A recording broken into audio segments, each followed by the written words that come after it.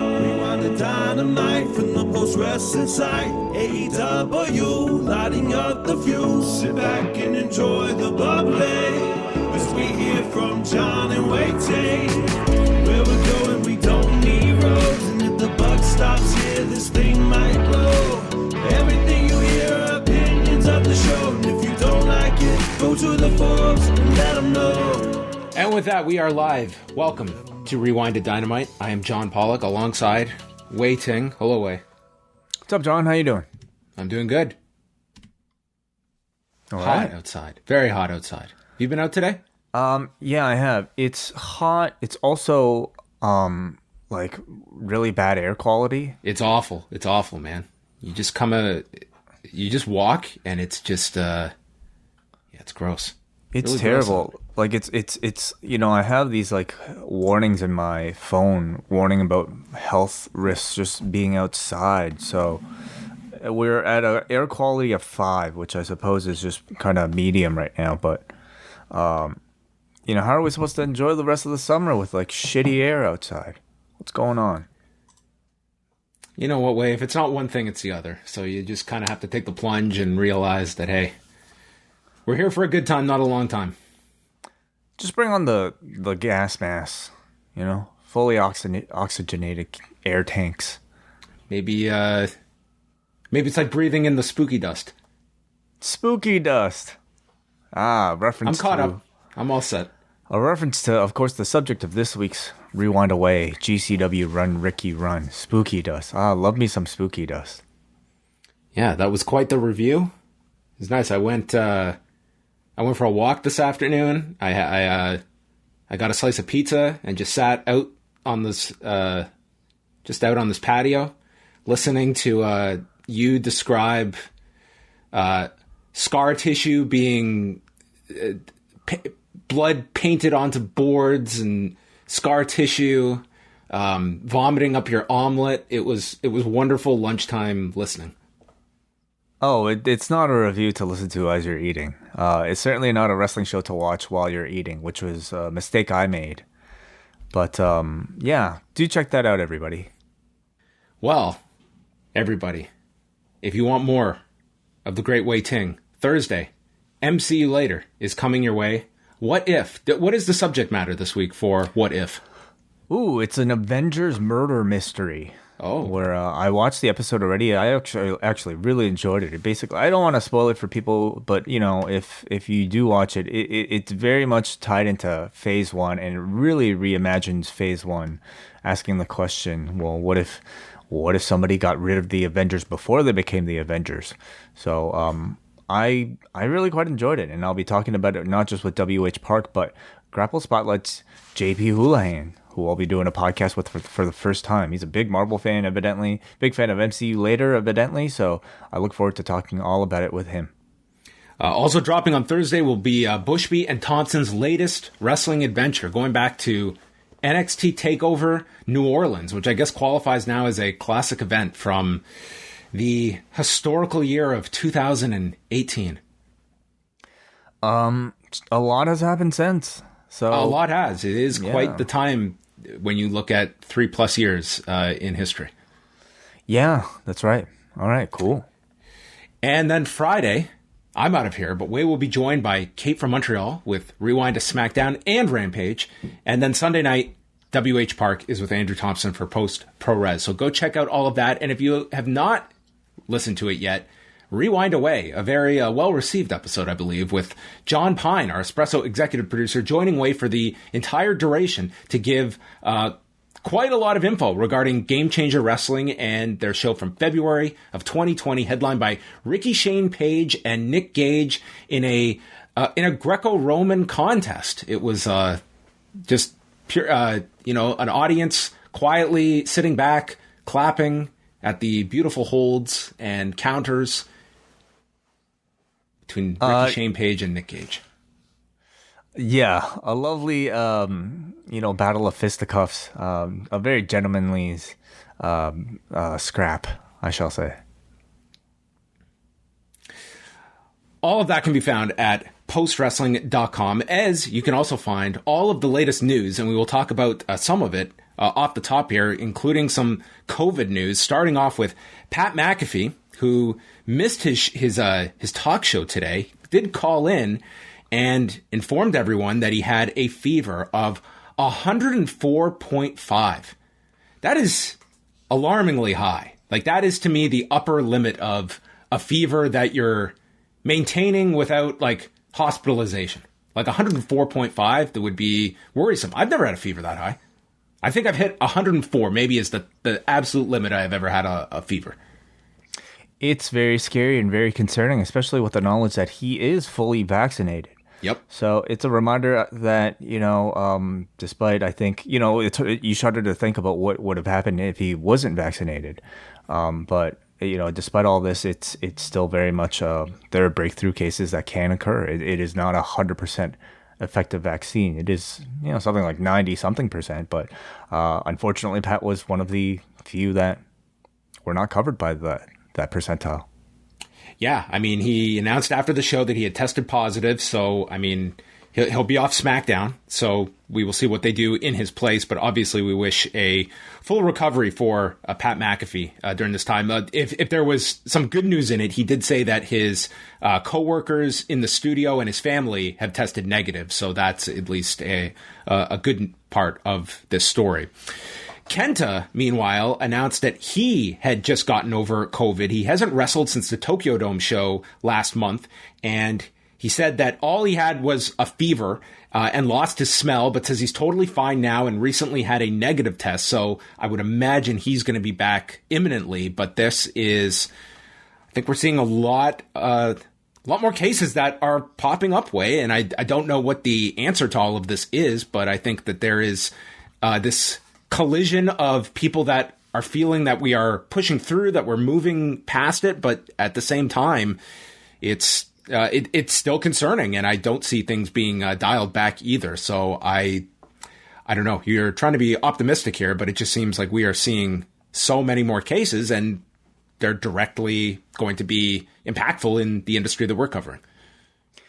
Absolutely, yeah. And all of this, as we feel like we're celebrating so many, so much excitement in the world of pro wrestling, so many people making plans to go out to watch pro wrestling.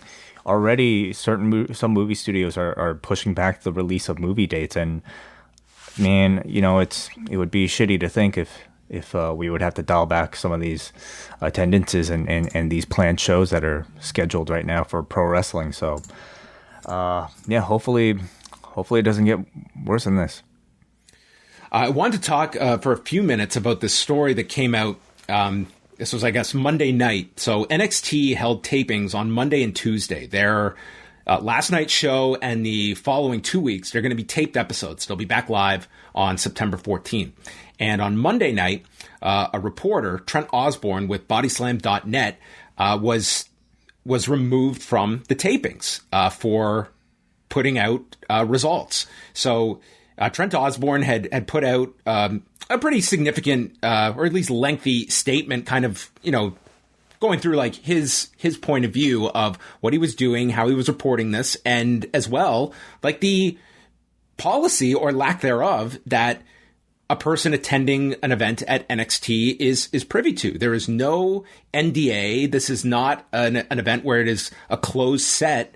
And I think this is not the first instance of this, because at the tapings, when they did the sci-fi tapings back in July, there was a correspondent there with the Wrestling Observer site that was also removed from the tapings. So it's kind of put this under a focus now of like what NXT is attempting to do here. And it seems like they're trying to have it both ways, where you want to have an audience and you want to fill out your venue with fans, but you're taping these shows and don't want results to get out. And I just don't see how you can have both. And it seems that they're like, on the one hand, if you are so adamant on these results not getting out, then I think that needs to be pretty much done up front. And if you're going to go to the extent of NDAs for wrestling fans to attend a wrestling show, then that's kind of on you that you've got to go to that level. And the alternatives are you don't have fans at these tapings, or you put your extras into the crowd like you did throughout the pandemic. And we saw, like, it was very, very rare that anything got out from these closed sets, whether it was AEW or Ring of Honor or WWE or all of the other promotions that were taping behind closed doors. And this just seems to be an attempt to, that I think is just a misguided one to begin with, of what spoilers ultimately mean when they're out there. And we'll get into it. NXT this week, it wasn't a large amount, but it was higher this week than the live show last week. Right. Yeah. It just seems to be another case of what is ultimately amounting to some pretty bad PR, I would say, for this company, at least, in relation to its hardcore fan base on the internet, which at this point for NXT especially feels like it's probably a whole lot more than they realize. But I totally agree. They're completely within their rights to not want spoilers going out. So just get people to sign NDAs as they walk in through the door. You have to make it explicit. The rules seem to be, at least their justification for kicking this particular reporter out was that it stated early, like in the opening graphic when people attend the show, that you cannot take photos and videos. And somehow this, for this particular reporter, was enough justification to kick him out for tweeting and writing about results. It's ridiculous. It's an abuse of power, and again, just kind of another bit of bad PR for the company. Yeah, I mean, they're trying to lump it into that message that they would play and I haven't obviously been to a house show recently, but they always play these at the beginning of the show. And at these same house shows, I mean, they have a WWE specific hashtag for the city and will put your tweets up on the screen. So the idea that somehow translates to posting results, I think that's a really weak argument. And again, I think it's just a power play on their behalf. And at its core, I just think like it really, this word gets out and it just feels like a atmosphere you're not really interested in going to, where it's like, we are NXT. Except for that guy and you. What are you doing on your phone? Like, you don't even want to bring your phone out at one of these shows because you're afraid someone's got their eyes on you of what you're doing. It just does not, to me, translate to like an enjoyable experience, much less for a reporter who, I'm sorry, he's doing his job. And as he outlined there, like, this is information that people are seeking out. And I think a lot of sites are pretty clear cut when they post stuff like that. They're clearly labeled and it's to the reader if they so choose. And what's funny about all of this is literally as we're speaking, Rampage is being taped and those results are going to be everywhere for 48 hours, as will most weeks of Rampage, because it's going to be rare that show is live on Friday nights. Sure. Yeah. And I think you could see the result in these ratings. I don't think it means a thing. But that to me, it seemed like a really bad trade of like continued bad PR for ultimately little gain in ratings, if any. Again, like we can go on to the numbers. NXT on Tuesday night, doing 685,000 viewers, 205,000 in the 18 to 49 demo, coming from Brandon Thurston. So up 5% in viewership, 2.5% in the demo. So again, not gigantic gains. And they were coming off of TakeOver. And Raw on Monday night did a great number. They did 2,067,000 viewers, and it was their second largest viewership of the year. This was higher than the night after WrestleMania, doing 864,000, a 0.64 in the 18 to 49 demo.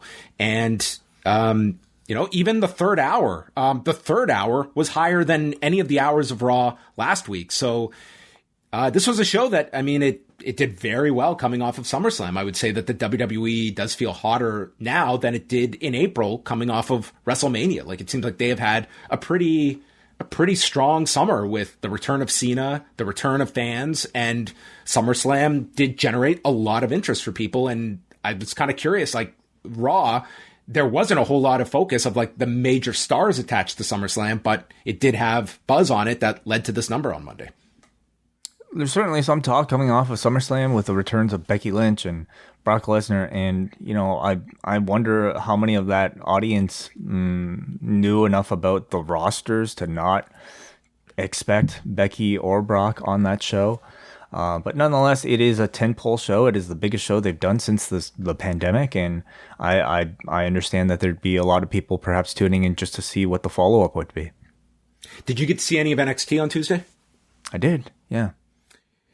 It was an alright show. Yeah, I think like you get a sense of who are the main featured players that they're going with. And I would say like Ridge Holland is right at the front of the pack of guys that they are certainly behind. It looks like Duke Hudson is in for a big role. He'll be taking on Kyle O'Reilly next week. And then I guess the big angle was the introduction of Elektra Lopez, Carissa Rivera, as the female member of Legado del Fantasma, so that they now have a female counterpart to B-Fab on the Hit Row side. But anything that jumped out at you? Maybe the Kyle O'Reilly promo with Samoa Joe. Yeah, that was unfortunately pretty bad. Sorry, I misspoke. Samoa Joseph, Peter Dune, and LaKnight. Yeah. I know, like, as part of the Undisputed Era, he kind of, like, he was amusing as sort of like this little comedic sidekick, but he really needs to shed that now, and I think he's been trying to. They probably saw an opportunity going back to the Peter Dune thing, and it just didn't work at all. Bless the guy, an amazing wrestler, but not very good at kind of being whatever he was trying to be. I really think that they should rethink their approach about how to push him. I think everybody, at least I see him much more like a Daniel Bryan type, straightforward ass kicker who doesn't have to like try so hard to be likable. So I think they continue to maybe, I don't know, figure that puzzle out. Beyond that, we saw the end of the Ted DiBiase run for the time being, at least in NXT. I was surprised at Boa's loss. Yeah, it almost felt like they're rapidly moving on from the whole Tien Sha character, or at least, building it to some kind of change in the character, because they had very surprising loss there, where the idea was like Mei Ying was disappointed in this guy. Yeah. So we'll see what happens with that. We'll see when Mei Ying may finally get in the ring and evolve that whole group. But beyond that, Carmelo Hayes, looked very good in the win for the NXT Breakout Tournament. So he has not named who he will face for the championship. Would it make any sense if he did not pick the world champion? Well, maybe he's got an affinity for his favorite continent, North America. Yeah, that just feels, it makes him look bad, I think, if he only goes that low. Doesn't shoot for the top. On the Ted DiBiase thing, like I thought this was like a really good utilization of an older legend that was brought in. It wasn't the typical, like we saw with all the legends that they brought in, and Randy Orton just totally humiliated each one of them. It was like DiBiase was brought in. He got to have his shine for several weeks. And I think by the end of it, Cameron Grimes was helped by it by the end of the day. And they just tied it up in a nice way on Tuesday. I think that's the last we see of him. And he rides off into the sunset. I thought like this was a really, it wasn't just show up for one night because he's around and we can use him. It was like this several long, relatively longer story that they got like 2 months out of. And I kind of like that Grimes feels like he had gotten a legitimate endorsement at the end of it from DiBiase.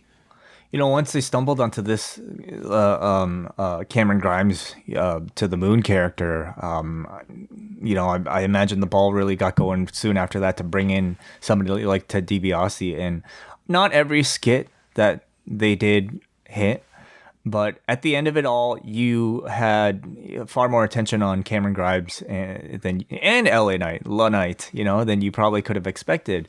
And DiBiase, I agree, was used very effectively.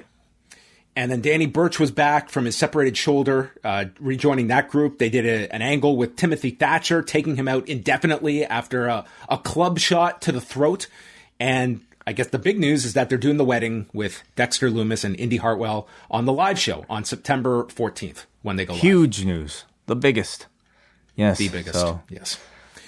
Yeah. That was NXT. It was NXT. You know, it's a show that I don't feel like it's a show that's fine. That's what I look for. 2 hours, and at the end, like, yeah, it's fine. That was really fine. Yeah, it was a fine show. That's the best way to put it. I did like the 6-man at the end. I thought that was they all worked really well together. It was a nice showcase, especially for Mendoza and Joaquin Wilde. I think they kind of get lost in the shuffle, but when they get to go, I think they are two tremendous talents. Hey, no Ilya Dragunov, no Walter on this show. They did announce Ilya for next week, but yeah, no Walter as well. And you're right, I think that they typically do that where they hold off somebody. And I guess they're doing that with Ilya. But that to me was the biggest thing coming out of TakeOver. Felt like the bigger thing even more than Joe. And Joe was kind of just out there to get the whole procession of new challengers as well. But yeah, I guess it will be noteworthy, like what they do with Ilya they've taped it by now, but whatever they set him up for next week, and if he's going to have some recurring presence on the domestic version. In CMLL news today, the second Mistico is done with the group. Mas Lucha reporting this, and I guess their site crashed from this news. So if you can keep track of this way. So the second Mistico II, he started his career as Dragon Lee. But then he got the Mistico name. This was about a year and change after the original Mistico went to WWE as Sin Cara. So his Dragon Lee name was passed down to his younger brother, who is the current Dragon Lee. So he became Mistico II, and up until now, he had been champions with the original Mistico, who is now Caristico. But now that Mistico II is leaving, CMLL has announced that the original Mistico, who is now Caristico, is getting his old Mistico name back. All right. For anyone that wants clarification on this, @RobViper on Twitter is volunteering his Twitter account to answer all questions about the state of CMLL, as another talent has left, and we will see where he pops up. For those unfamiliar, not only is he is the older brother of Dragon Lee, but he is also the younger brother of Roosh. So both brothers congratulating him on his exit from CMLL, which has gone through some trouble over this pandemic period. Yeah. Well, I'm happy for Mistico now, the original Mistico, and I don't know. Can he put a hold on this? Like, can he lock this in now? You know, I don't want to come back to this 2 years from now and have to remember what to call this guy. And I don't think he would want to either. Well, listen, you stay with CMLL, nothing changes. It's just they exert a significant amount of control over all of their property. This is like a variable mortgage. You know, like you don't know what you're going to pay. Just commit to the 5-year term, okay? Just sign on to just lock that rate in. Lock in the name for the next 5 years, please. If you had a variable mortgage over this last 2 years, it worked in your favor. Not him. I guess not. But I wonder if CMLL on their buildings had a fixed mortgage or not. I would imagine over you're in operation for 88 years. I imagine they've paid off. I don't think they're in the mortgage buying business at this point anymore. I think they've got their stuff under lock and key. Probably, yes. And final note here before we go on to Dynamite, I just wanted to mention, because I did tout these two on Monday night, Kosei Fujita and Ryohei Oiwa, who made their debuts on Tuesday for New Japan. I've not watched the full shows, but I did go out of my way to watch both of these matches. And surprise, surprise, after 4 months of training, these two are pretty damn good for 2 matches. They did draws on both nights. They went 10 minutes. So on the first night, Fujita has Oiwa in a Boston Crab, and Oiwa is just fighting and fighting, and the bell rings, and he's saved, and it's a draw. The next night, the tables are turned, and Fujita is in the Boston Crab, and he's got to demonstrate his screaming as the 10 minutes elapse, and he survives. But immediate impressions are that these two incredible, just selling already, 2 matches deep. I mean, that was already evident. These are very, very basic matches. You're not going to watch these and just be wowed instantly unless you're watching it under the context that you are literally watching the first 2 professional wrestling matches of these 2 guys' careers. And already, I mean, you can see a lot of promise in them. Oiwa is he's 22 and Fujita is 19. So Oiwa has a bit more size over Fujita, but they're wrestling on Thursday and Friday shows as well in the openers. So maybe we're going to get 2 more draws. That could very well be possible. But I found these matches to be really fun. They're 10 minutes each night, and it's a fun little glimpse at 2 potential stars way down the road that you get to see right in their very first set of matches. What is the conversation like at the dojo when they're allowed to add different moves? Wait, they don't even have gear at this point. Like they're literally it's trunks and boots, no pads. They don't even have hair. They're not even allowed hair at this stage of the game. Okay. Their biggest gift that they were given was they could do rope breaks. That is it. And I love that theory that this is an industry where it's like, man, the sky's the limit of options, but we are putting you in the tiniest box and you have to work within this box to get over. I think that's a brilliant way to introduce these 2. Well, I mean, I think all the young lions. A lot of video games take the same approach. You know, you start off with no weapons. You start off with a creative wrestler who has very limited default options. And as you gain experience points, as you win, you get to add some color to your tights. You get to add this special hairstyle. You might even get to add an earring or maybe even dyed hair one day. But I'm just curious, who is in the back there? Is it Liger who's like, today you can do an arm drag? Like, what is that conversation like? We're not ready.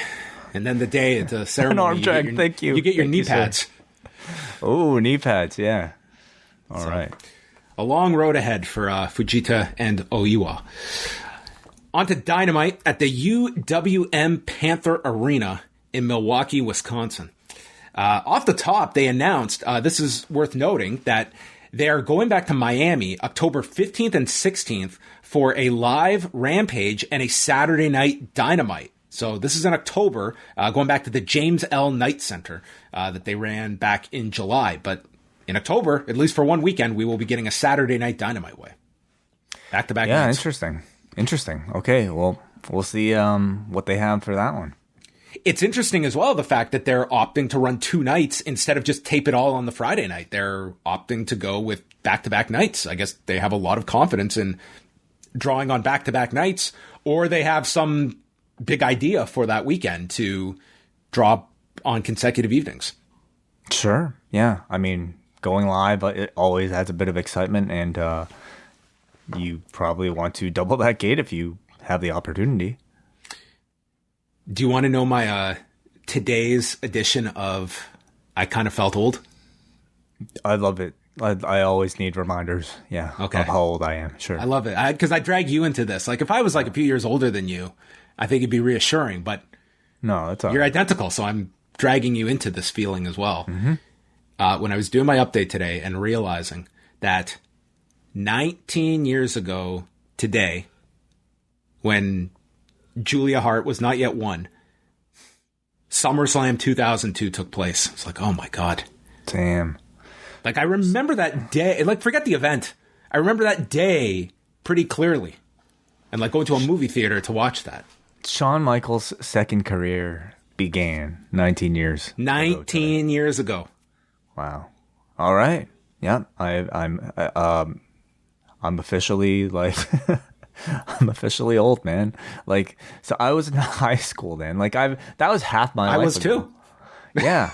That was half my life ago when that happened. So God, don't say that. God, I didn't think about it that way. You're right. Yeah. Wow. So I've doubled my lifespan from that point on till now. Yeah. We'll get into it later. The other on this date was that amazing Arn Anderson retirement speech on Nitro on this date in 1997. So August 25th, pivotal day for Arn Anderson. Wow, I guess so. That was great. Then they ruined it with the parody, but that speech was amazing. Oh, his son might be giving a retirement speech after tonight. Well, we started off the show with Orange Cassidy and Matt Hardy. They did comedy at the beginning with the kicks from Cassidy and the delete chants by Hardy. Hardy empties his pockets, and he's got money flying everywhere after he gets drop kicked by Cassidy. And Hardy then retrieves the money and playfully kicks at Cassidy and removes a $100 bill from Orange Cassidy's pocket. He works on the back of Cassidy that prevents him from doing the beach break later in the match, takes a splash mountain from Hardy. Cassidy comes back with a tope suicida and then a high cross into a tornado DDT. And when Matt comes up, his face is just covered. I don't know if it was the nose. I think it was, but there was a lot of blood here on Matt Hardy. There was, but it was a case where I thought it was really beneficial to the match. He is the heel. You are just in a trance right now after watching 4 hours that this was nothing for you. This looked brutal for this guy. Well, I did not see any light tubes, no spooky dust, no forks, certainly, so this was a whole lot more palatable than that GCW show I just reviewed. Nonetheless, I thought it added to the story of the match of this underdog putting a beating on the veteran here. He shoves down Matt, and then Matt's on the ground, or on the mat, and Cassidy puts his hands in. First, he does the Hardy pose on the turnbuckle, puts his hands in the pockets, and hits the Swanton Bomb. He then does the delete chant, and he goes. He does the laziest version of the delete chant, which is just awesome. He's just like waving his arm as if his arm was like limp. And then he goes for a twist of fate, and Hardy blocks it. Cassidy then counters, hits the twist of fate for a big near fall. This whole crowd thought Matt was losing to his own move. The orange punch misses. The leech gets blocked. This match is going a lot deeper than I think people thought. And then Cassidy hooks Matt's legs, puts his hands in his pockets, and sits down for the pin in 9:47. I guess an inventive way to cradle a guy using your pockets for ultimate leverage. An illegal version of using the leverage. Didn't have to grab a rope or anything. It is legal, yeah. At least, in jiu-jitsu competition, you're not allowed to grab your own belt, So this, to me, made perfect sense. I don't know how intentional the rundown was, but I thought, these opening segments for this show were all pretty well catered to a first-time AEW viewer. That was what I was really curious about heading into the show. How many people are sampling AEW for the first time after the CM Punk arrival? But I thought this was a good match to open things up with. It was fun. Matt Hardy, of course, is a very widely recognized name. And Orange Cassidy is certainly somebody who many may have heard about, if you're still a wrestling fan browsing the internet. But you probably haven't seen one of his matches if this is your first time watching AEW. So I thought this match showcased a whole lot of his essential characteristics as part of the gimmick, but besides that, his great in-ring ability. At this point, Orange Cassidy, I think, is well beyond the criticisms that he's just a one-note comedy gimmick. He can have these lengthy, dynamic matches, full of beatdowns and then comebacks. And I thought this displayed a whole lot of that. And of course, you follow this up with Malakai Black, Chris Jericho, and the promise of Punk and Moxley after. So I'm really curious to see how this show holds up. Yeah, this is going to be another very interesting number coming off of all of the buzz of Friday, the weekend, and it just seems like there has been so much attention on AEW and how big this show is. There are some that think this could threaten their all-time viewership, which should be topping 1.4 million people. So it's interesting, what kind of mindset they went into when structuring this show as well, and also the placement of Punk midway through. So Cassidy wins. Hopefully Matt Hardy not seriously injured or anything, because it was a fair amount here that he was bleeding for the second half of the match. We go to the dark room, and there is Malakai Black. He states that Brock Anderson is in over his head and offers him a way out. The bell will ring, you can roll out and get disqualified. They later said count it out, which I think is what he meant here. Take 10 seconds and then look into my eyes and say, I'm sorry, Mr. Black. You can walk with your dad to the locker room and think about the idiocracy that you were about to commit to.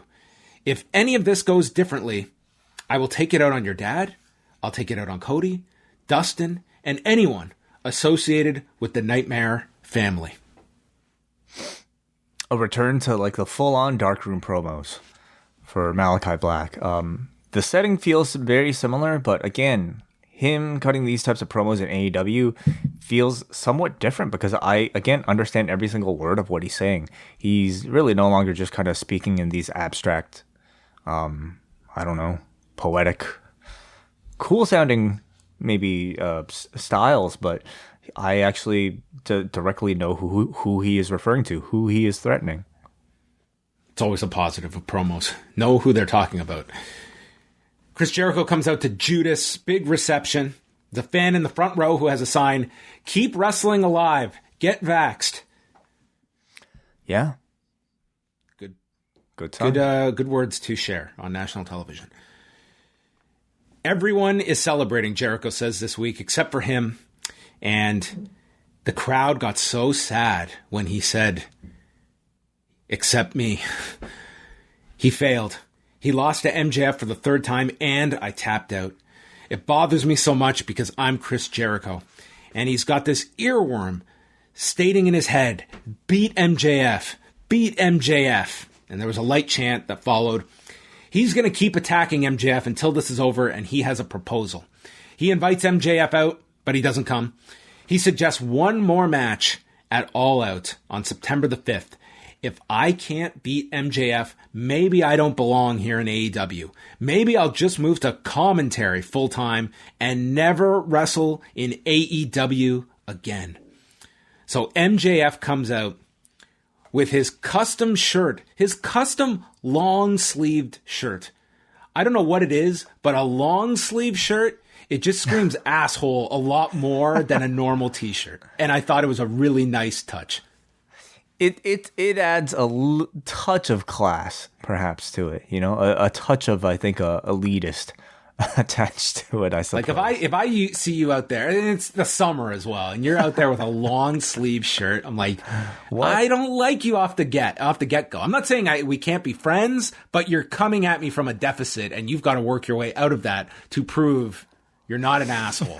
So that's what you're entering my world. That's my viewpoint.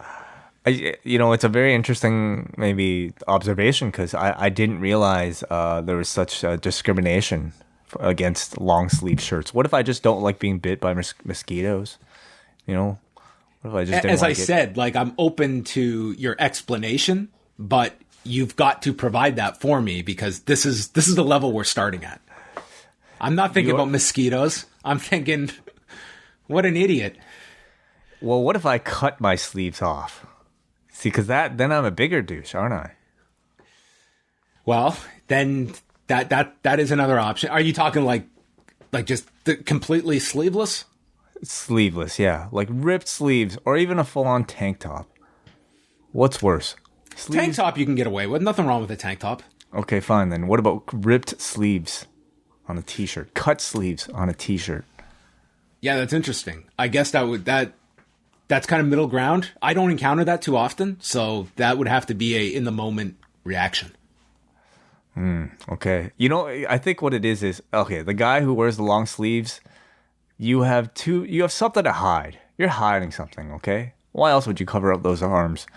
If you cut your sleeves off, I think you're probably just willing to bear too much. You know, you're probably the type that just like wants to, like, you're on Instagram showing off everything, you know, like your whole entire life, updating people on things when people don't really want to know. You're probably taking shirtless photos, you know, that type of thing. Yeah, that's a different level right there. I wouldn't associate with you to begin with. So, all that is to say that once they procure all their Ringer shirt orders, if they put this shirt out, this would sell very well in Chicago next weekend. This particular shirt, you think so? You think people would wear this shirt in support of MJF? Yes. I think Jericho should come up with one when he finally beats him. But MJF 3, Jera Blow 1. Yeah, I don't know how much that celebrates Jericho. Yeah. I'm 3-1, or I'm 1-3. This was like a takeoff of like Jericho and Greenberg with his shirt. All the wins he claimed over Goldberg, and then Goldberg wouldn't work with the guy. Yes. So MJF says, "It's getting sad. I tapped out faster than someone listening to a Fozzy CD." And vowed, I like the fact that he specified a CD as well. Right, because Fozzy Spotify playlist, that wouldn't sound as good. He vowed never to wrestle Chris again, but ending his career would be legendary. Which I'm sure it was dawning on him. He's like, damn it, I should have made this the stipulation when I beat him. Instead of taking the guy's music away, I could have taken his career away from him. But we got a pay-per-view to sell. So he was thinking like a businessman. He says, I've wiped the floor with you 3 times, so he advises Jericho not to take this match. You shouldn't do it. But there we go. Another match for All Out, and we are going to get the retirement stipulation from Jericho, and this will be the latest test of seeing if an audience really does buy into a stipulation, because on its own, like, this should mean something. The question is, does this mean something to the audience? Will they buy that if Jericho were to lose, that this would really be his last match in AEW? And this is a company that's tried very hard to make their stipulations matter, and this is traditionally a big one. Yeah, I'm skeptical that Jericho is retiring, and I feel like most of the audience watching will have those same doubts. But the art of this feud, the performance of this feud, will be to see how Jericho and MJF can convince us through their promos, and I would assume probably through their social media work, through interviews, that this can actually be Chris Jericho's retirement. And that actually makes me curious. More curious than the match itself is to see how these performers, through their talking, can convince us of, I think, a pretty unlikely outcome. I think they'll work hard to get there. I think we already see a good deal of logic being put into that possibility, with Jericho saying that he'll transition to becoming a full-time commentator on Rampage. It's not simply him saying, I'm going to retire if I lose, the day before your big match against John Cena on SummerSlam. Like, it's you could tell a bit more care and forethinking is being put into this. So hopefully those near falls are going to be pretty loud whenever they occur at All Out. It would be a cool touch if, because we just did the 30th anniversary for Jericho, and he did the thing for his 25 years at Madison Square Garden, if he actually brought in a couple of people from his history that are just there in the front row.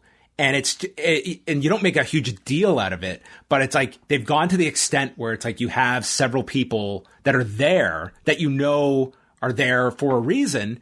And it's just about creating doubt for the audience, because I think most believe Jericho wins at the end. So it's all about playing against that and trying to make even the biggest doubter believe that, oh my God, this could be Jericho's last match.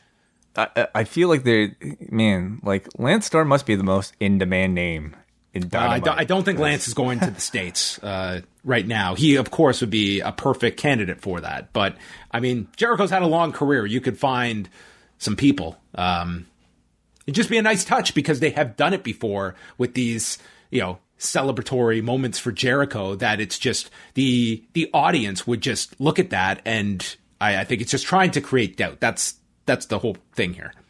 Mm-hmm. Yes. Backstage, the Varsity Blonds talk about their combined goal to advance to face the Young Bucks at the pay-per-view tonight. And this is done with like the lockers behind them. Because they're in university.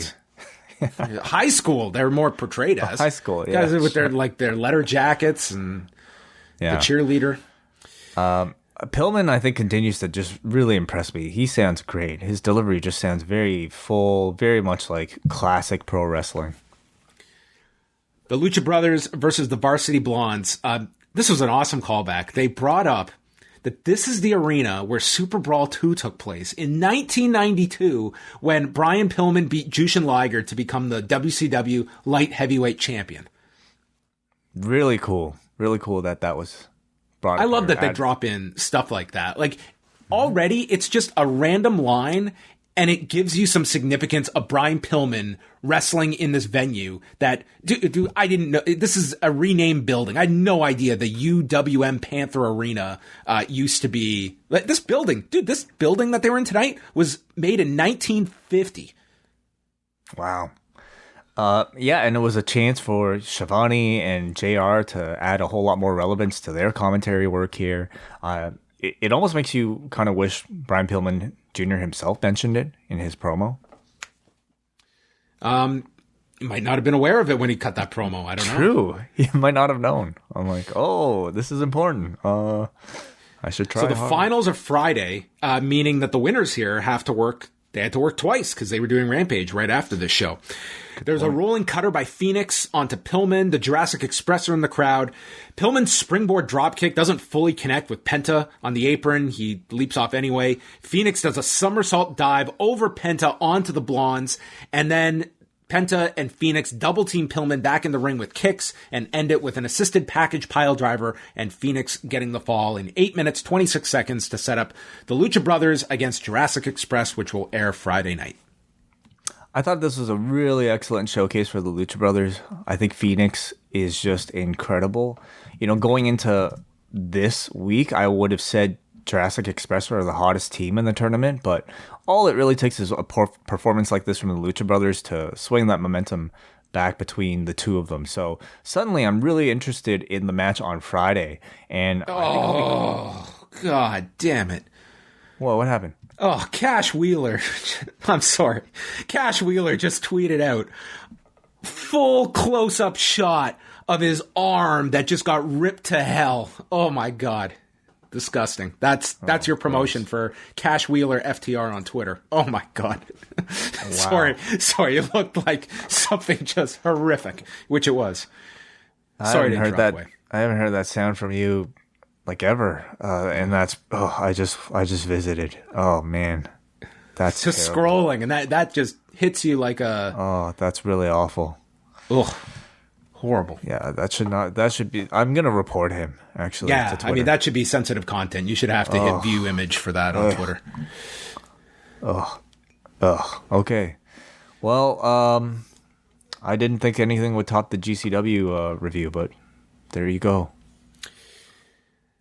They preview, afterwards, they fought off the Young Bucks and Phoenix, Penta, Jungle Boy, and the Luchasaurus. They all showed mutual respect going into their match on Friday. We had a preview for Andrade and Pac, and then it was officially announced that Britt Baker will face Chris Statlander at the pay-per-view, leading to Jamie Hayter coming out with her new theme, along with Baker and Rebel, to take on Red Velvet. And it was immediate. Like, Jamie Hayter walked out first, Rebel followed her, and then Baker's out third, and this crowd erupts for Baker. And this is going to be very tough, and this, I think, played itself out as such that these audiences, they love Britt Baker, and it's not the role she's in to be the babyface, especially in this program, but it's how this audience reacted, and they're going to have to balance that. Unfortunately, the roster feels short on heels, so they're going to have to start turning some people. But if they want to book some higher profile matches between Britt Baker, I mean, her only options right now are babyfaces.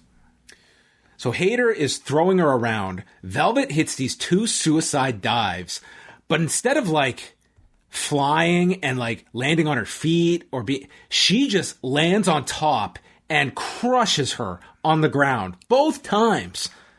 I think it's just because she's so light, you know, like typically somebody goes through on like a suicide dive, but yeah, this is like just land and down. It's like, yeah this is like a hard fall. So Velvet gets thrown into the post. They have the heat on her. Velvet comes back with clotheslines. And then when she knocks Britt off the apron, the crowd boos her for knocking down their champion. And then Red Velvet goes for a standing moonsault on Jamie Hayter and completely overshoots her. and she's just down. And it was like, what do you do here?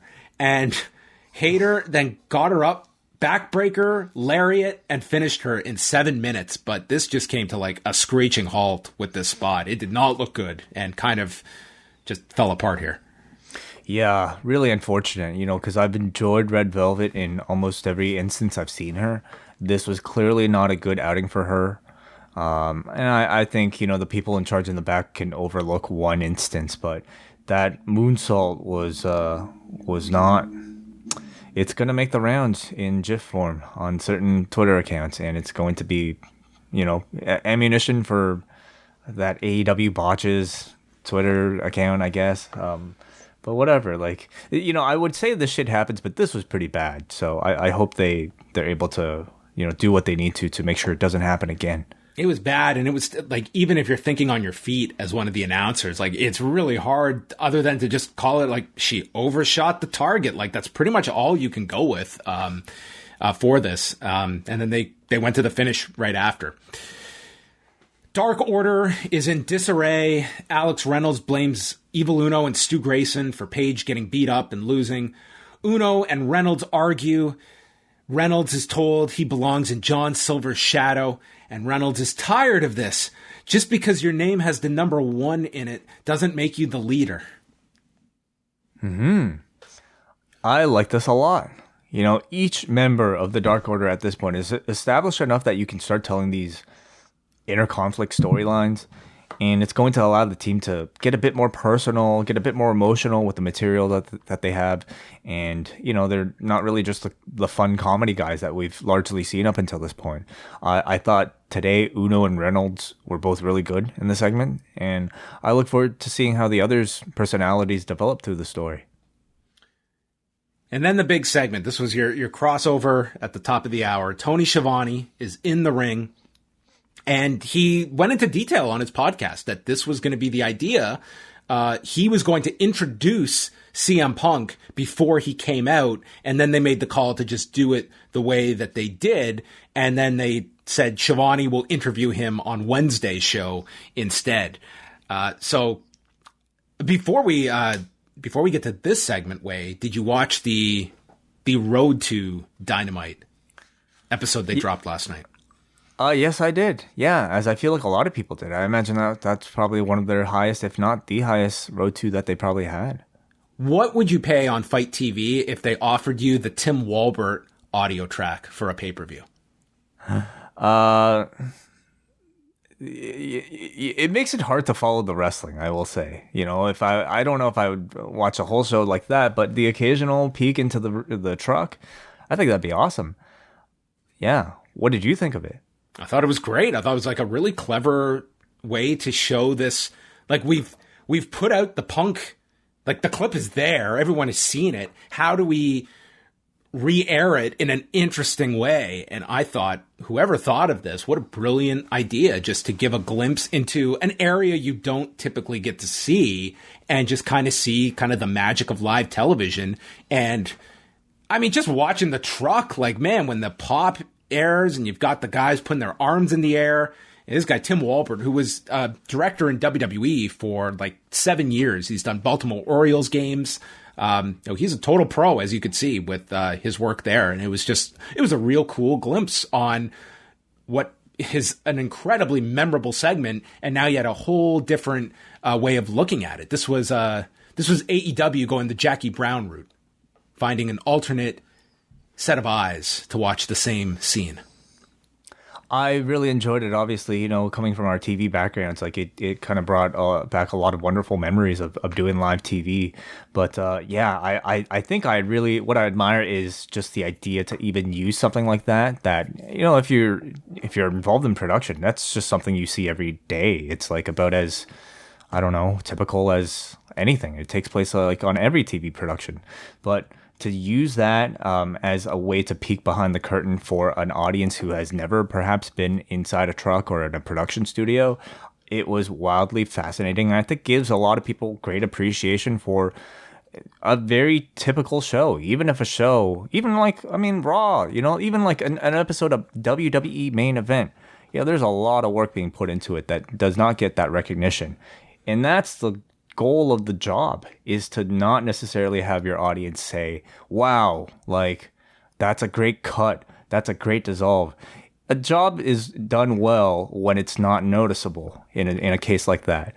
And in a case when you notice it, like in the case of somebody shaking their camera really fast or a lot of cuts, and that's probably not very good either. Dude, after this, I want to be inside that truck and hear those cuts. Cut the 5, yes. Cut the 4, cut the 5,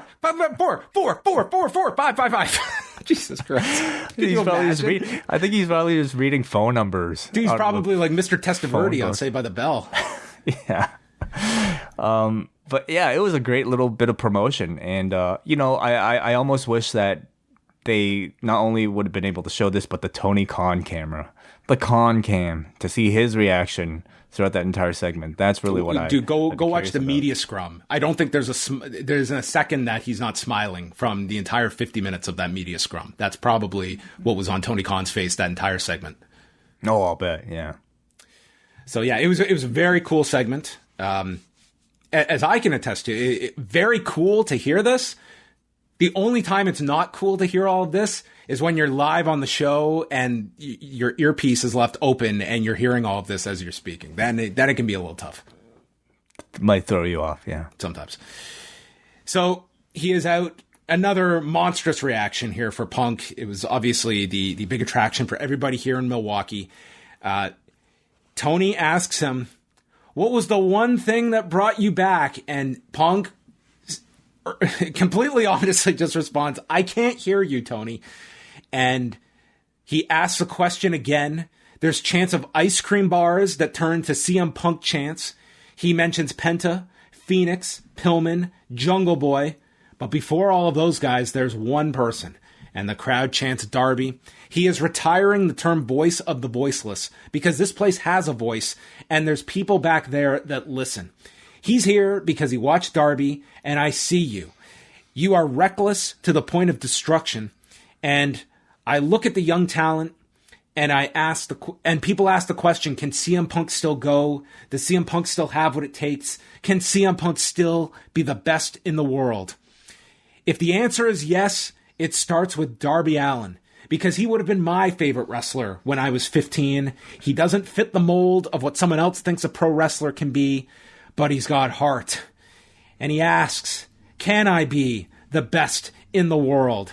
And the crowd erupts in chants of yes. And Punk is clearly taken aback as he really just softballed this to the crowd, and they went with it. And he says, that's somebody else's shtick. You might have to be a bit more patient. And the reaction from this crowd, I'm sure there were people that probably fainted from the man's words. He is not here to prove other people wrong. It's about proving himself right. And then he says hello to his wife, April, and that he loves her. And there he is off for his love-in with this Milwaukee crowd that are just going nuts for him. He hugs Tony Schiavone, leads to a giant chant, and felt like the biggest star in this company, which he is today. Which he is, yeah. All in all, this didn't feel like it was a very long segment. But in terms of context, I feel like there's a whole lot we can talk about what was done here, whether intentional or unintentional. It didn't need to go, more than 10 minutes or however long this went. It feels like it even went like 5 or something like that. But this crowd, I'm probably assuming, was quite satisfied. He came out here, made the entrance, and put over a number of talents. And CM Punk is the type of person now, like, simply coming out here and mentioning a name like Kenta, like mentioning a name like Jungle Boy, that does a whole lot to elevate their statuses. I mean, Britt Baker on Friday, like, simply mentioning her name, it brings her up to so many people who have not heard of that name before, but know CM Punk and are curious about what CM Punk has to say. But he spent the bulk of this promo putting over Darby Allin. And I would say what we got on Friday felt like it was very much like an emotional, real-life conversation from Phil Brooks, the man. Tonight kind of felt like our first pro wrestling performance from CM Punk. And I thought he did a great job of putting the focus on Allin. And, I look to see how they will further that interaction going ahead, because they have about 3 more appearances you would think, if he appears on every TV show from now until All Out. I can assume that they'll gradually introduce Allen's retorts, perhaps even get a bit physical prior to the match. But this feels like it's going at a bit more of a slower pace, and I'm happy. I mean, this whole build has been slow, a negative pace, without even mentioning the guy's name being there. So I'm happy with this, but I would also say maybe the biggest talking point coming out of it, again, perhaps unintentionally or intentionally, is pretty much the confirmation of Bryan Danielson coming his way to AEW and really starting the hype train for that. Yeah, I mean, this is only going to heat that anticipation factor up.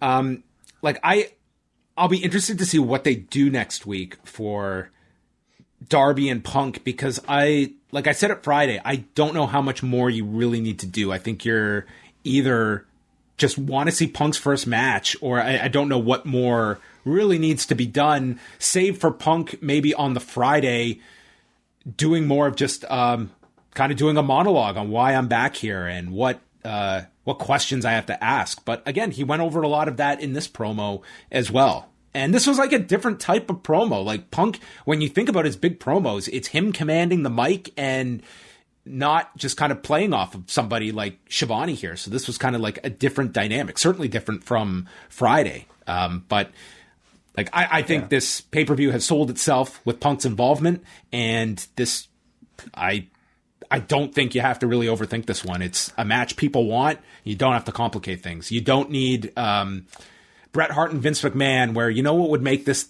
to the next level? If we broke Bret's leg. I think that could take this to the next level. No, I don't think that's happening, dude. Rock and Hogan, yeah, they had this nice moment in the ring, but what if Hogan got into a semi in the next segment and drove into his truck and took out The Rock? I have confidence that they're not going to go overboard with something like this. They know, I think, the money pit that they're sitting on, all they have to do is just get to the match. But at the same time, I think this period can be very substantial for somebody like Darby Allin to have that spotlight on him. We know he's probably going to face Daniel Garcia coming up. This is a period where the spotlight is going to be put on him, and I think that's going to be Punk's job, is to get people's attention on Darby Allin these next few weeks. And I think some physicality might be warranted. At least, who needs a promo is Darby, though. Darby needs a big promo. Absolutely. And I would do it, honestly, I'd do it next week in Chicago, and it'd just be the lights are out, and boom, the spotlight is on, and Darby is sitting cross-legged in the ring. You know what he should do? Cut a hell of a promo. You know what he should say? He should say, "I'm lactose intolerant. I hate ice cream. I like goat milk ice cream." The buys are just flying after that. Yes, the anti-ice cream bar, Darby Allin. The last thing on this, for the pay-per-view itself, like, what role do you see Sting having? It's one where I think I don't think he needs to accompany him ringside. Number one, it's a babyface situation. Sting, I don't think, really adds anything to that dynamic. So the audience is going to choose to. I mean, this is going to be very much like a more giant version of Britt Baker and Red Velvet, where it's okay. Allin might be a babyface, but that crowd is going to be one way in that match. Certainly, yeah, but that's fine. That's always a cool dynamic when you have that kind of environment. But I don't think they'll boo, Darby Allin. Like, I think he is pretty beloved too. I think they're going to look at it as a super fight between two of their favorites. But I also don't think Sting needs to be there. I think it's going to be one of those where it's like dad drops son off at the pool and says, like, catch you later, I hope that exact scene happens where he drives up, catch you later. Here's some lunch money. Hey, son, don't forget to go all out there tonight. What? Yeah. Okay, that's better than goat milk. Okay, we are not. Is goat milk even a thing? I don't even know.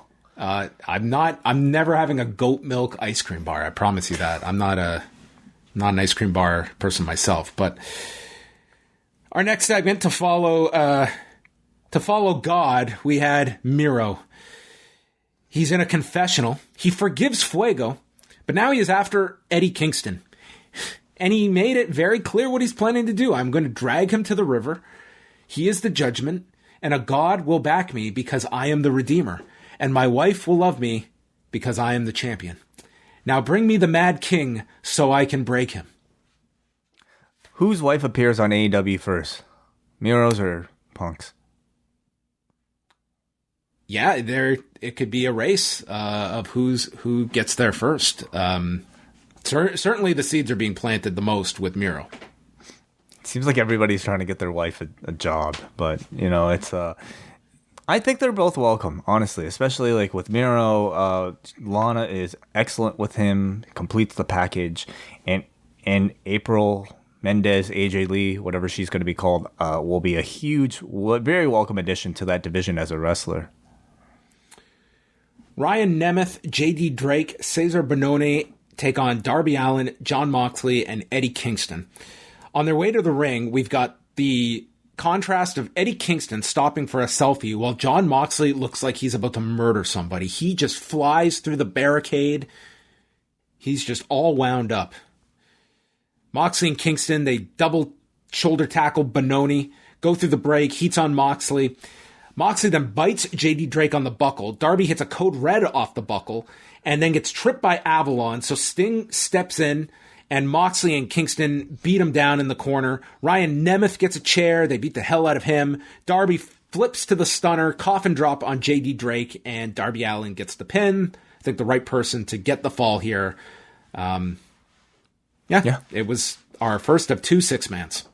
Really hot crowd. I really don't have much to say about the match otherwise. It felt pretty standard. A lot of it took place during commercial, and I think it accomplishes what it needed to do. Got these faces out there that everybody saw as superstars and gave Darby a win. And then Daniel Garcia jumps Darby before Sting, Moxley, and Kingston return to the ring, and he takes off. So it looks like something with Daniel Garcia and Darby, although it was not announced for either of the shows next week in Chicago. Yeah, it's I think a decently strong win, likely strong win for Darby on route to CM Punk. So, man, and Daniel Garcia just like holy Christ, dude! So Minoru Suzuki, he's added a Speedball Mike Bailey for C4 in Ottawa in September. What a run this guy is having! Yeah, his cage match is going to look like, it's probably bigger than like the WWE 2K22 roster cutting room floor. Sorry, I lost my notes here. The buy-in. We got the announcement of the first 9 of the 21 participants. Nyla Rose, Julia Hart, Big Swole, The Bunny, Thunder Rosa, Red Velvet, Ty Conti, Penelope Ford, and Diamante. And then Conti is with Marvez. The Bunny interrupts, calling the Dark Order losers, and offers her a chance to join the HFO. Guess what happened? She tore up the contract, so the Bunny slaps her, and they got into a big pull-apart brawl. Well, it's insulting. Yeah. It's a waste of paper. Yes. I don't think every single match needs an angle to set it up. That's what I felt after this one. I wouldn't disagree in this case. I mean, if the segment was good, I think we would feel differently. But this was simply not that good. It was pretty generic, uninspired, wrestling backstage segment. A video aired for FTR. It's Dax. He says he doesn't know if they'll be coming back full-time or what, but they need to have one more match. And then Cash Wheeler walks into the screen. He doesn't know if he'll ever be the same, but they're coming for a pound of flesh. And if you go to my Twitter, I will be showing you a pound of my own flesh. That's what he should have said, yeah. When he said, my hands, the nerves in my hand aren't firing the way they should, I was like, okay, that's cute, a little pro wrestling talk. Good for you, kind of emphasizing and exaggerating the injury. After seeing that photo, I believe it. That was pretty nasty. And if he says his arm might never be 100% again, I could believe it. I cannot not think about that photo now. Was this worse than Matt Tremont and Matthew Justice? Yeah, actually it was. Because I didn't get a close-up like that, of the fork being stuck in the man's Your head. description was way too vivid. It was unsettling. Well, I try. But, this one beats it. Kenny Omega comes out with Callis, Cutler, and Nakazawa with Schiavone in the ring. And Callis starts cutting a promo, but they're cut off by Christian Cage, who comes out, and they show the Road to footage where they got Lance Storm for this, because Lance Storm, he can send in videos for AEW. Tony Condello, who was featured here. So the story is that Christian Cage got booked in Winnipeg when Don Callis was booking there, and also the featured performer, and fired him after one match. And Tony Condello asked him after why he got rid of this guy. And and Don Callis explained, I've got this guy, Kenny Omega. And Condello saying, that guy's 10 years old. So Cage, back in the ring now, has really gotten this carny piece of shit line over, because the whole crowd starts chanting piece of shit. And Don Callis is fuming at this and tells Christian that Kenny was better at the age of 10 than Cage is now. So I don't know if this was just the footage that Tony Condello sent in where the punchline is, he was 10 years old, but they're hitting you over the head that it was like, this was in 96 and Kenny was 10. It's like, Kenny Omega was born in 1983. So the math is very off here and something is incorrect. I didn't realize that. Yeah, Condello must have screwed up the math. I'm wondering if Condello just sent them this footage and he was like, and the punchline, he said he was 10. It's like, well, we know how old Kenny Omega was. He was not 10 years old in 1996. This is weird. Some weird, Mandela effect stuff here. Where's the math in all of this? Wait a second. So this took place in 96, they said? The footage that they had, they said was 1996, yes. Okay. Yeah, that makes no sense. I will be honest in saying I didn't think about it that deeply as I was watching this stuff. 10 does feel like it's really odd. And I know that they're trying to figure out a way to in the end, this is all for Christian versus Kenny Omega. It's a bit of a stretch to say that you didn't book a guy because you have your eye on a 10-year-old. But, it's a way to tie this whole story in and add some extra layers to this real life connection that these two had. So the promo continued with Callis explaining that this is nepotism. He compares himself to Bill Watts, Eddie Graham, Vince McMahon, and Vern Gagne, but Kenny is not Eric Watts, and he's not Greg Gagne. This is Kenny Omega. Cage says that Callis is still manipulating Kenny as an adult, and Kenny comes in and says, "You think you know me? You think you know me?" Yeah. So we got every version of Edge and Christian's themes over the past week between both programming. We didn't get the Rob Zombie theme. No, but as a team we got the two. Right. Okay. Yeah. Callis says that Cage has always been second best. Which is a hell of an endorsement for the guy on the other show. They attack Cage. They spray him in the eyes with the cold spray until Frankie Kazarian runs in with a pipe to clear the ring. Yeah, the hype for this match suddenly feels very overshadowed by so much else that's going on Dynamite and AEW itself. But I think it's still being built up to be a worthwhile semi-main event. There are attempts here to make this story feel more real and more personal, but depending on how much you think about it, it might actually make it less believable. I think, to me, this peaked certainly when Christian won the Impact Championship. Can they get it back to that level afterwards? Maybe, but I'm pretty confident in the match. I think this crowd will be very hot for it. I would put it somewhere like middle of the show, maybe a little past the midway point. Yeah, I mean, is that what you want though for a world championship match? I mean, this should, in some circles, this should be a main event. If they close the show with this, they're out of their mind. Oh, exactly. No, in this case, you do not. But still, it should feel as important as the main event. Yeah, I would maybe almost like to see them circle back more to how much it means for Kenny to not have that title. You know, it is the one belt that is missing from his collection now. And well, they're not obsessed with it. They are not making it clear if this Impact belt is at stake here. They're You're really right, making this about the AEW Championship. And I get the impression the Impact title is not on the line here. It is not. You're right, but it would lead to him getting a rematch. Like, I mean, I want to hear Kenny sell the loss of that championship a little bit more. We talked about all the possibility of him potentially, if he would have lost to Andrade at Triple Mania, Kenny could have taken a more serious edge to the character. No pun intended with his reference in this promo, but he could have been a bit more serious about it, and we could have seen a next level Kenny Omega heading into this match with Christian. Instead, I still feel like we're getting goofy, you know, cartoony Kenny Omega. So yeah, I think like the "you think you know me" line, that's like, it's cute, but I don't know if it really fits the situation of where you're going. Moxley is in the back. He got the FedEx back from Japan, but only one guy signed, and you know who it wasn't. But the person that did sign, Kojima, Satoshi. And Moxley is insulted that this old man wants to challenge him. He's got a death wish. And once the bell rings, I have no respect for you. I'm going to put a hole through your esophagus and force you to eat through a straw. And a public execution will be going down on September the 5th. And then he bows towards the camera. Yes. So I took this to be his tease towards a Tanahashi match at some point. But instead we're getting second place, Kojima.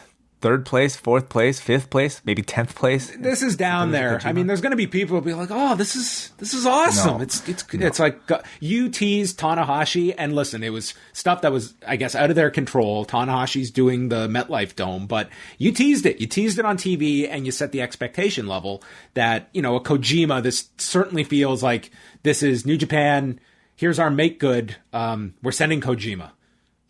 It's a good Dynamite opener, the way that the Nagata match was a good Dynamite opener. But it's not a match I think anybody really thinks of for a pay-per-view. Not to say this pay-per-view needs this at all. It's being sold on CM Punk versus Darby Allin, and that's really all you need. But nonetheless, like, it does not feel worthy, I would say, of a pay-per-view stage. Doesn't mean the match won't be great. I'm just simply talking about my anticipation, and I think the importance of it. If you cannot get Tanahashi, I think obviously the name everybody has been batting around recently is Minoru Suzuki. But unfortunately, that timing doesn't quite work out either. No. So then our next six-man was the Gun Club. Billy, Austin, and Colton against QT Marshall, Nick Comoroto, and Aaron Solo. And we've got Paul White on commentary as QT was just getting heat and making gestures towards White throughout the match. They destroyed Austin, who just sells and sells throughout this. Billy and Comoroto do a double clothesline on the floor.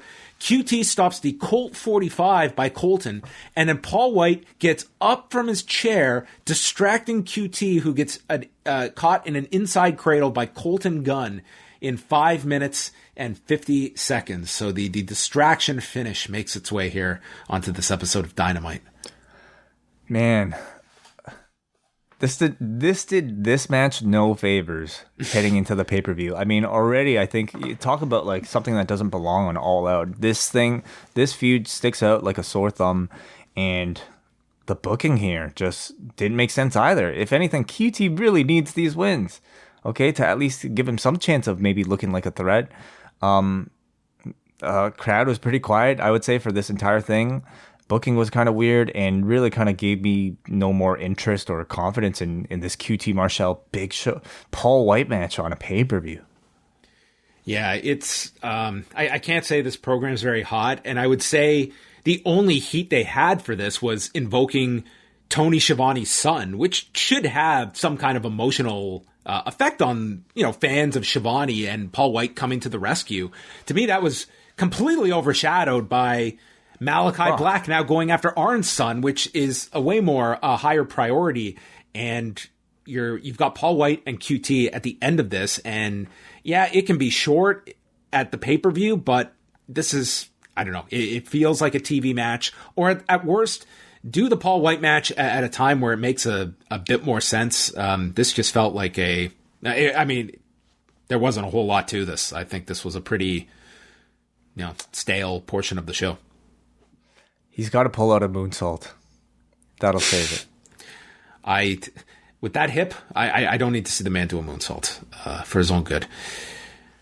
Then we go backstage to Dan Lambert with the Men of the Year, Scorpio Sky and Ethan Page. And Dan Lambert did as much of a Jim Cornette promo from like 1986 here. He just went. There was no way I could keep up with this.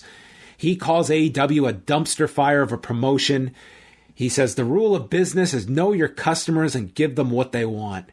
But then he just turns on the fans, calling them mindless millennials who are tricked into eating chicken shit. They're not real men. He mocks Darby Allin and Orange Cassidy. Real men stand up to the woke masses. And then he calls Sky a martial artist, Ethan Page a double black belt.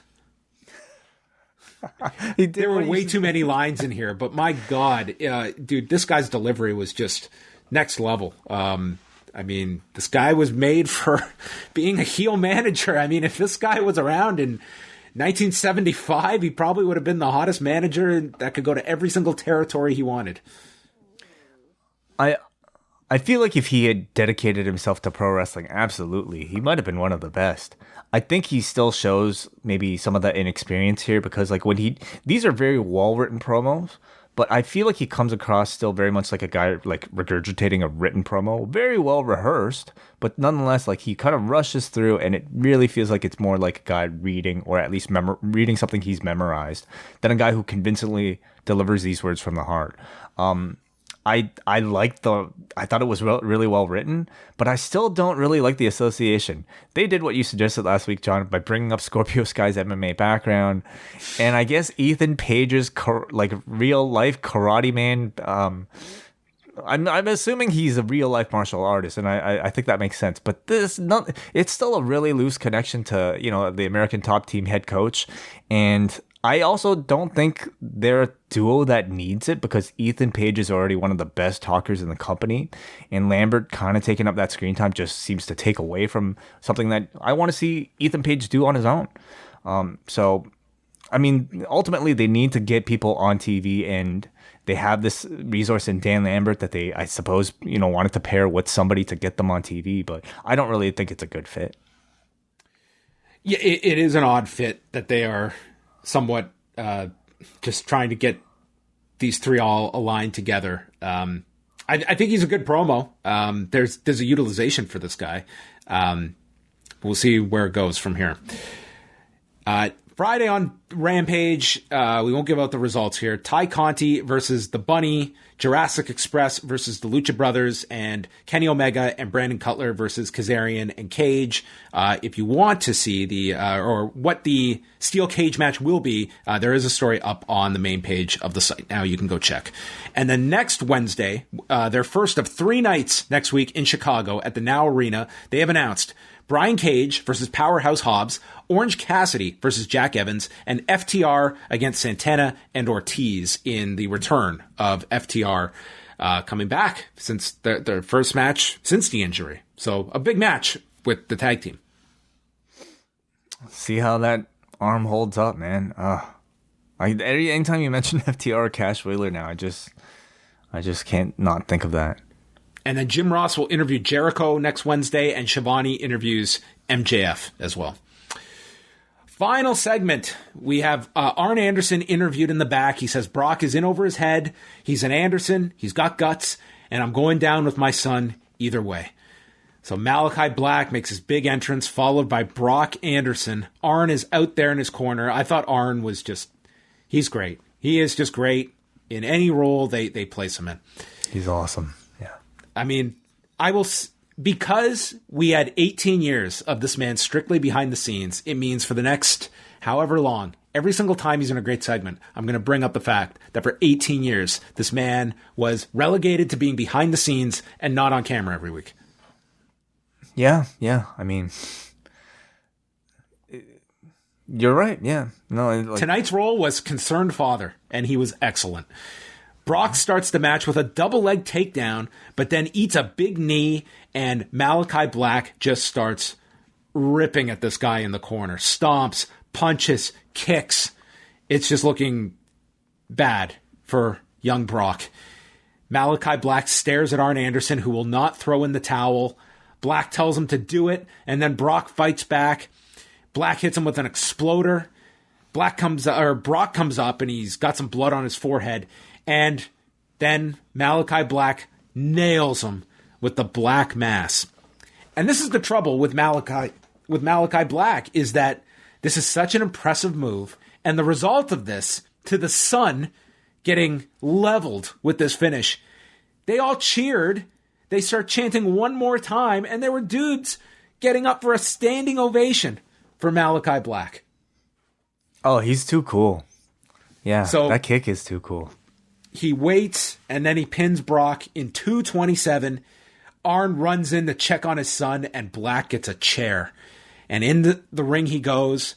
He goes to hit Arn with a Black Mass, but Arn has trained defense. Maybe he's been working out with Muay Thai legend Ethan Page. Ethan Page. I thought you were going to say Duke Rufus in the front row. It could have been. Well, we know Malakai Black is, I think, Team Rufus sport after today. Yes, they were training together. Yeah. So he blocks it, and then Black hits a low blow and then hits the Black Mass. I know some people are going to complain that it was like Arn blocked this or whatever, but let's go back to the finish. That thing was treated like a total babyface move. And when they did it this way with the low blow, and it was Arn, crowd, totally different reaction. It was the desired reaction. They were pissed that he went to that level and took out Arn with a low blow and the Black Mass. So I had no issue with it. Ending the segment on a low blow, I thought, was absolutely brilliant. I think it was the right thing to do to turn Malakai Black back into a heel. The issue is, how can Arn Anderson block this move? That, to me, does not make sense, okay? Like, he's supposed... Even though, you can say, like, oh, former wrestler, like, whatever, such and such, like, Four Horsemen, whatever. Sure. But in AEW, he is a defenseless old man who should not be able to block a move from your deadliest striker in the company. That took me out of it. And I don't think it was necessary. You could have gotten to the low blow a different way. Well, he's laid out. We've got father and son next to one another. And Lee Johnson is the one that runs out as Black exits the ring. And that looks to be the direction where I would imagine like Lee Johnson is more competitive with Black than Brock was, but ultimately falls to him because all of this seems lined up for Cody's return when he's ready to come back. But interesting that they're going with Lee Johnson. Well, I think we're just serving up, like, Nightmare Family members to Malakai Black, feeding everybody to him until that Cody rematch. So they've got to do Dustin. Like, Dustin needs to be a vicious beatdown. Totally. And Dustin will take that beatdown really well. That'll be fantastic. But it's going to be a few weeks before we get to there. I think, man, despite Malakai Black getting cheered for the Black Mass, ultimately it's a positive result because people like him. You want people to want to see him. And he felt like a big deal from entrance to, ending the show. He just feels at this point like top guy in this company. So, all in all, I thought Dynamite was good. I absolutely felt like it peaked from the Punk segment after the first hour. Second hour, I was not actually a big fan of their, compared to Dynamite standards. But I think all the important stuff here with Punk and with All Out and even with Malakai Black was pretty strong overall. Yeah, I didn't think this was on the higher level of Dynamites. I think that there was a lot of anticipation for Punk, and I thought that segment was really strong. I think certainly the second hour, I think, was more of a slog, especially by Dynamite standards. With this show coming in with like a lot of intrigue and excitement for the product, and it seemed like a lot of time was dedicated to kind of some of like the lower pay-per-view matches or ones that aren't even... like not really the focused, the big programs. That's kind of what hour two felt like, and things peaked with Punk. Right. All right. Well, let's go and get some of your feedback. And tonight's Dynamite, a 5.27, which would definitely be on the low end of Dynamite ratings of late. really ever, I would say. Wow, let's see what you guys thought. Let's start with Mark here. Mark writes, an oddly booked episode. All the players were there, just very out of order. Punk was 10 out of 10 again, especially for the on-the-fly Danielson tease. Rest of the show was pretty flat and average, something no Dynamite has really felt like before. No problem with the squash main event, but should have been more dominant and brutal. I think you want to, if we are playing this out, I think you do want to kind of build up to that. And if you do that with Dustin, I think that's the big destruction that should be the final straw that brings back Cody at some point. I can see that. I also had no issue either with a shorter main event and changing it up. And I would also wonder, like, if they're looking strictly at that's what tonight's show called for versus the fact that this audience has to stay up for another hour with Rampage coming up, and what do we do in this main event slot? And over time, I'm sure we'll see a variation to that formula because, I mean, it's going to be the typical schedule will be Dynamite immediately followed by Rampage tapings. I thought it was, like, brutal enough. Like, maybe, I don't know, like, should there have been blood or something? Like, I don't think it could have been a quick 30-second match. It is the main event. I think you still want to come out of it with a little bit of shine for Brock Anderson. You know, he's a big-time underdog, but the fact that he showed enough heart to, you know, even take the match and to be able to charge and get a little bit of offense on Alistair, I think you needed a bit of that. But in the end, it's like he got knocked out in front of his dad, and he knocked his dad out. So I feel like it was pretty brutal and dominant on already. Maybe this is going to send Brock down a dark path now. Oh. Okay. What do you think? I don't know. Guy failed in horrific fashion. Yeah. Could change him. Well, it is his first match. He's got many to come. Okay, my turn. We go to Jesse, who says, not a good episode of Dynamite. I thought they would give CM Punk the last 15 minutes and just let him talk. They asked him one question and that was it. 3 of the matches on here could have been dark matches. Lee Johnson coming out for the save at the end did nothing for me, and the crowd was not a good way, and was not a good way to end the show. Whatever happened to the Pinnacle? Until they showed that FTR promo, I had forgotten the Pinnacle was even a thing. This show will be mostly forgettable. The only thing I will remember will be CM Punk's line, "That's someone else's shtick. Have some more patience." 5 out of 10 show for me. All right. I mean, the Pinnacle, it's like one of the guys has been injured for several weeks now, so that's kind of taken FTR out. MJF is all over the place. He's in one of the featured programs. And Wardlow just faced Jericho 3 weeks ago. Yeah. I mean, this is like, listen, folks, it's math. Like, look at the amount of people they have. Not everybody's getting on. Like, that is the formula of AEW, that you might be featured today and then you get dialed back. It's like, that's just going to be it. Well, the focus tonight was on All Out and all the people that have matches coming up at All Out, and that does not involve other members of the Pinnacle. It does involve QT Marshall, does involve Darby Allin, does involve, Chris Statlander. Do you want to go through the card right now, John? We have 9 matches. Let's take a look at the. I've got the updated card here. So we have got. 1 second here. Okay, I could start. All right, go ahead. Well, I'll just mention the 21-woman Casino Battle Royale, which we have only a few members named so far, but those include Nyla Rose, Thunder Rosa, The Bunny, Big Swole, Julia Hart, Ty Conti, Diamante, Penelope Ford, Red Velvet, and 12 other women to be determined. Then Kenny Omega and Christian Cage for the AEW Championship. Pac versus Andrade, which I think there's a lot of focus on that match to deliver. QT Marshall versus Paul White. The Young Bucks defending the AEW tag titles in a steel cage match. CM Punk versus Darby Allin. Chris Jericho versus MJF with Jericho's career on the line in AEW. And then Britt Baker versus Chris Statlander and Jon Moxley versus Satoshi Kojima. So 9 matches so far. This is filling up fairly quickly. I mean, there aren't too many more slots to fill in for a 3-hour pay-per-view. And then we know the Battle Royale will be on the buy-in. Man, I really do shudder to think how many, like, what more can they add? Do we need a 10 match card? Like, can they fit a 10 match card here? Like, I mean, all the main players are pretty much accounted for now. I guess the question would be Miro and Eddie Kingston, if they're going to go ahead with that or save it. Those are the major. That's right. That would be one of the larger programs of characters that are unaccounted for. Yeah, I mean, obviously, Punk and Allen is going to be the top draw. They're putting a whole lot of storyline and TV time between Kenny Omega and Christian Cage. So by the time that match occurs, I mean, it's Kenny Omega on a pay-per-view. So I think that'll be a heavily anticipated just on the night of. Pac Andrade is going, has the potential to be a great in-ring match, but it's more so curious to see what Andrade can bring against a guy who should be a surefire thing, towards having a great match in Pac. Bucks versus whoever in a cage is going to be awesome. You know that.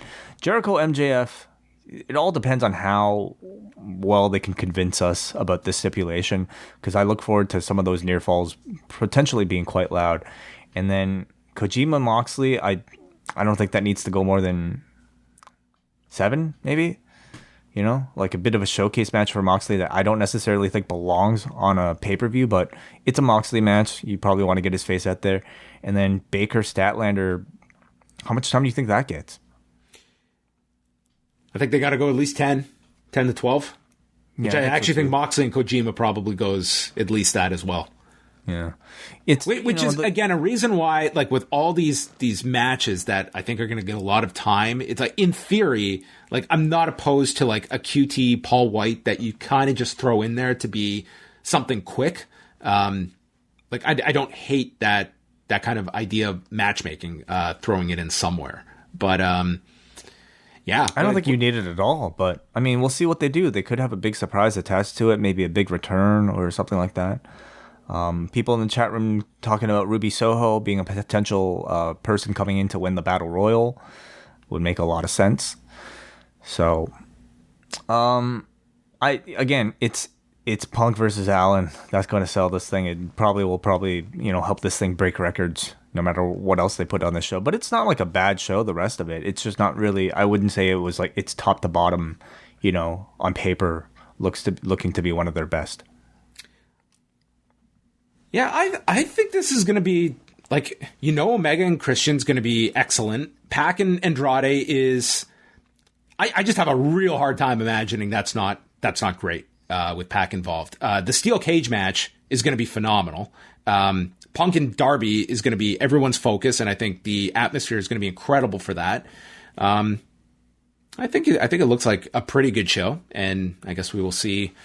with 2 nights in Chicago to build it up as well. What do you think about this strategy? Like, Punk or no Punk, the idea, this strategy of doing 3 nights in the next week in Chicago? Clearly, there's enough demand for it, and they're really kind of riding the CM Punk wave. Dynamite and Rampage are not sold out yet. Right, but what are they sold at? Like a healthy would you say a healthy, successful, profitable amount? It's going to be good, yeah. So they're making a whole lot of money without having to drive their gear too far away. Or in the case of the Now Arena, not anywhere at all. So I think it's a matter of maybe efficiency as well as fulfilling the demand that's in that market. So to me, it makes a little difference. I'm watching at home on TV, but to them, that live gate is probably significant. I guess we didn't mention this in the news, but Fightful reporting the fact that the extension that Adam Cole signed is up on Friday, and I can see, his status being up in the air, adding some buzz next week as well for people. Sure. Yeah, I could see that. The final question, Way, before we sign off. Sunday, Jake Paul versus Tyron Woodley. Now that we're here, Way, did this one reach your world? Did this grab you? I will admit, like, I didn't even know it was actually happening. Despite reviewing that segment on Monday, I didn't really realize it was this weekend. But I always have a sick curiosity to at least check out, a little bit of it through Twitter or something like that. So if I'm around and free, then I'll probably do a bit of that. How about you? I don't think I'll be watching. I don't know if I'm going to be home on Sunday, so that's I probably am not going to be seeing it. I'm more interested in this fight certainly than I was in the Ben Askren fight. I also feel that fight by this time for that fight, I felt like there was so much more hype for it. Which, I mean, who knows? But come Sunday, maybe this feels like it's a curious fight that enough people are going to buy. But I don't know. I don't sense it to the degree that the Triller show did for Askren and Jake Paul. Well, let me ask you, okay? Because Jake Paul is the favorite, right? Yes. If Tyron Woodley loses to Jake Paul, does that affect his MMA value at all? It affects his body because he has to get a tattoo. Right. Did he actually agree? Like he agreed on camera. He would do it. So he can't go back on that, can he? You're right. Wow. Okay. I mean, those are the stakes.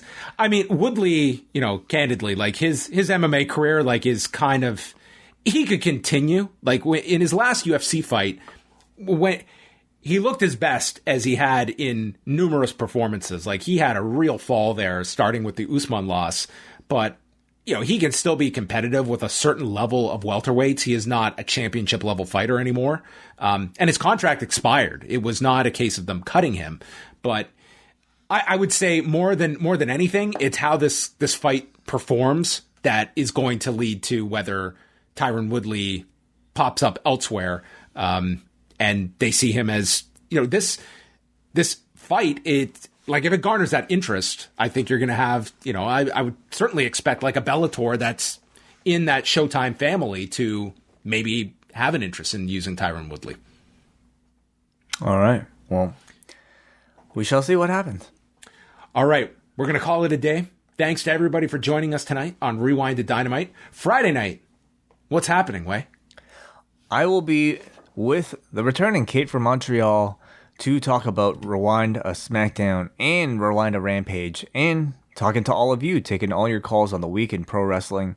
So join us then while John Pollock enjoys some much-deserved time away. And with that, we will say goodbye, and we will speak with you, Wai, later this week, me, sometime in the future. Goodbye, everyone.